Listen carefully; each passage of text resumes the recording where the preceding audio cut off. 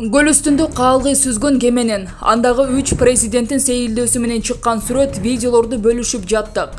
Бирок бирибиз да ал кеменин аты мурда Москва, азыр ак кеме болуп жаңыланганын айткан жокпуз.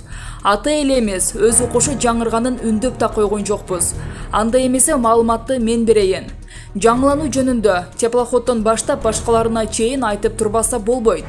Биздин коом терс нерселерди тез талкууга алып, жакшы нерселерди көрмөксөн болобуз. Чындап эле кемебиз жасалгасы жаркырап, ал көлгө жарашып, көл ага жарашып эле калыптыр. Эми белгилей кетчү нерсе бул биздин сыйлуу конокторду көл үстүндө сейилдеткен жападан жалгыз теплоходубуз экен.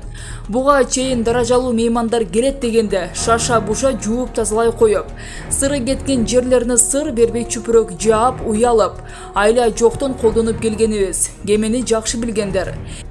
Эми болсо Борборайса мамлекет башчылары келет экен деп алдын ала толук капиталдык ремонттон өткөрүшүптүр. Ички жасалгасынан бери өзүнчө Евростандарт, мурунку Москва деген аталышыда ак кеме. Эмне демекчимен, ак жол ак кеме, сапарың байсалдуу болсун.